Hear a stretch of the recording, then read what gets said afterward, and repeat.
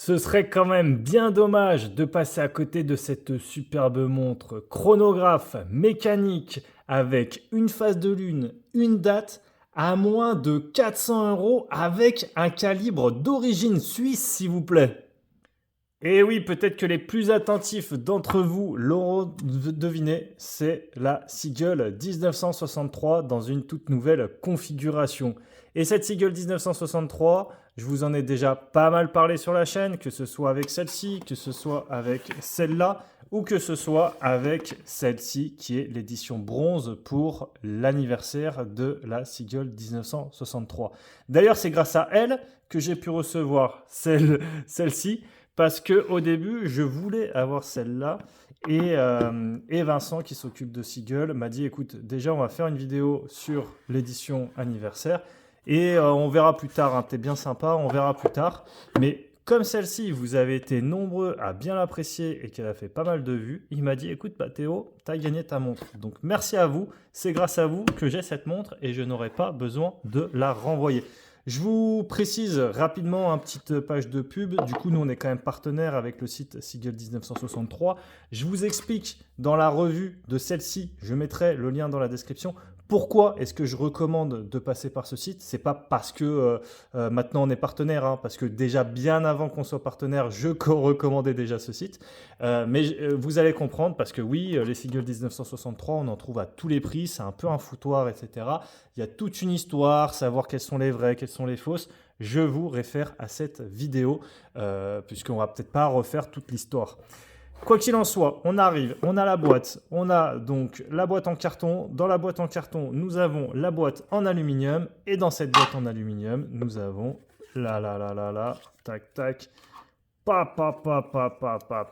une superbe montre chronographe mécanique avec une phase de lune et une date. Franchement, les gars, je pense très sincèrement que pour moins de 400 €, à mon avis, c'est un des meilleurs choix que vous pouvez faire. Si vous avez d'autres choix sur un chronographe mécanique aussi compliqué, ça peut être d'autres complications, mais là, on a quand même la complication supplémentaire avec la phase de lune et avec la date. Si vous avez des choix, n'hésitez pas à me les mettre en commentaire puisque ça m'intéresse, mais très sincèrement, j'en vois pas beaucoup.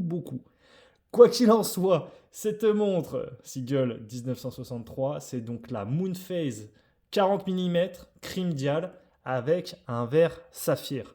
Le boîtier, il est en acier 316L. Il y a un diamètre de 40 mm. Il y a une épaisseur de 12,7, un corne à corne de 49,2 et enfin un entrecorne de 20 mm.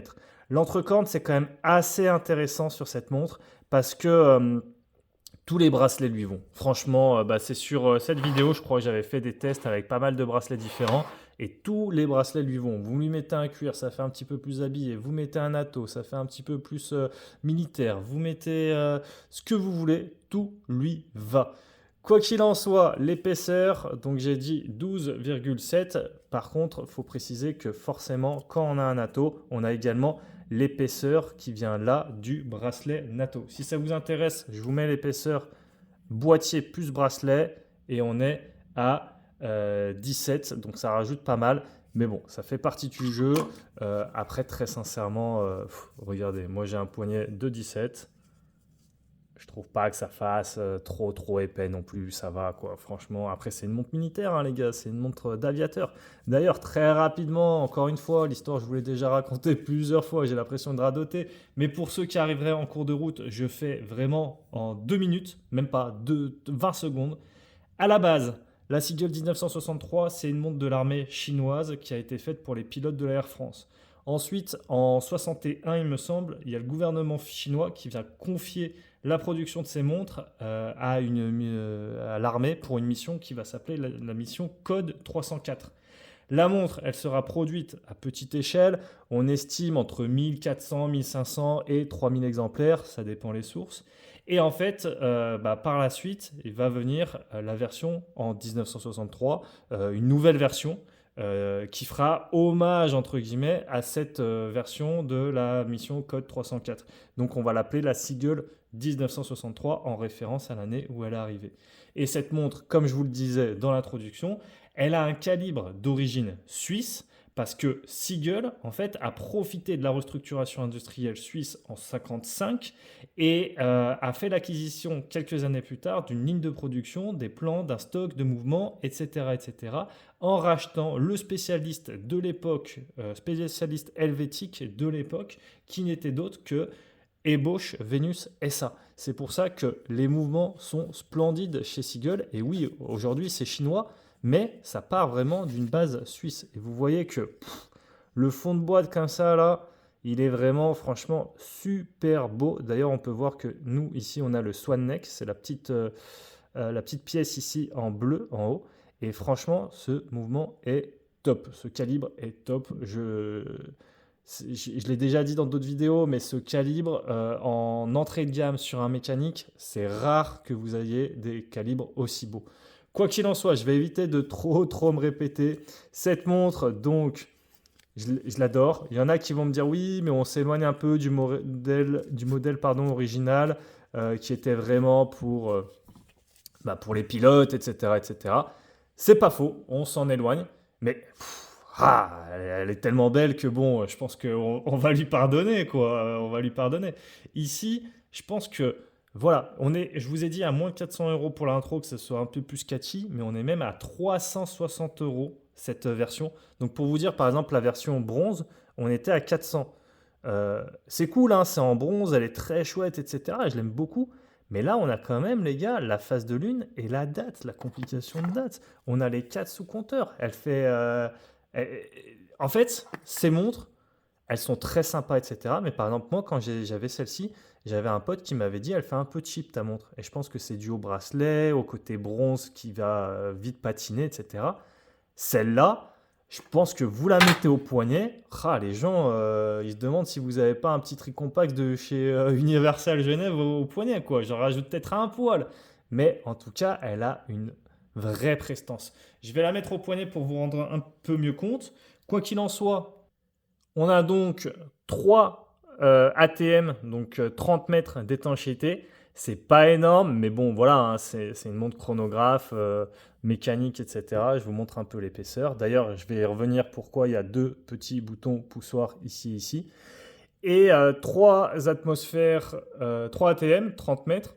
Le calibre, c'est donc le calibre ST19. Il a 21 600 alternances par heure. Le verre est un verre saphir, comme je vous l'ai dit tout à l'heure. Je vais faire, hop là, lancer le chrono. Tac, vous voyez comme ça part là, c'est splendide. Donc ici, à 9h, on a la petite seconde, normale. Ici, à 3h, nous avons la minute du chronographe. Et ici en haut, vous avez la date, avec ici en bas, bien sûr, la phase de lune. Si je viens arrêter le chrono, hop là, je le mets en pause, je le remets à 0. Et donc là, je vais vous montrer que nous avons les 2 petits poussoirs, ici, pression, qui va venir à ajuster soit votre phase de lune pour le bouton ici à 8h, ou soit la date pour le bouton ici à 10h. Je vous montre rapidement là par exemple comment est-ce qu'on peut faire. Alors, pensez bien à protéger avant que vous fassiez les manips. Donc je vais prendre par exemple la montre comme ça. Je vais mettre ce petit plastique dessus. Hop là, je vais essayer de me débrouiller pour que vous voyez quelque chose. En plus, je suis droitier, donc c'est pas vraiment dans le bon sens, mais bon, on va s'arranger. Et là, vous voyez la date. Alors, attendez. C'est pas évident, là, comme je suis, mais on va y arriver. Vous voyez, hop là, la date. Et si je viens en bas avec ma phase de lune, du coup, vous êtes un peu à l'envers, hein, je m'en excuse. Mais si je viens en bas avec ma phase de lune, pareil, je protège quand même le boîtier, on sait jamais. Et on voit... Hop là, la phase de lune qui avance. Donc là, les gars, franchement, 360 balles, une montre aussi compliquée. Faut le faire, c'est du bon boulot. Je suis vraiment content, satisfait. Là, comme je vous le disais, ça fait vraiment une belle montre, une belle présence au poignet. C'est vraiment splendide. Que dire de plus? Je pense que, encore une fois, j'ai déjà beaucoup parlé du modèle, donc allez voir les vidéos en description si vous voulez avoir plus d'infos sur le modèle, sur pourquoi elle est vraie, pourquoi elle est fausse. Je vous mets la vidéo à gauche par rapport à ça. Je vous mets une autre vidéo d'une Seagull à droite. N'hésitez pas, consultez le lien en description. Passer par ce lien, ça permet de soutenir la chaîne et de vous faire plus de contenu. C'est un lien partenaire, donc passez par lui. En plus, des fois, quand vous avez des galères, moi, je peux faire remonter. C'est arrivé la dernière fois avec un gars sur Instagram. Il avait un peu de retard dans sa commande. Il m'a demandé sur Instagram. Hop, je l'ai renvoyé. Et direct, ça a débloqué le truc, etc. Donc, n'hésitez pas. Je vous dis à la prochaine, les calibrés. Ciao, ciao.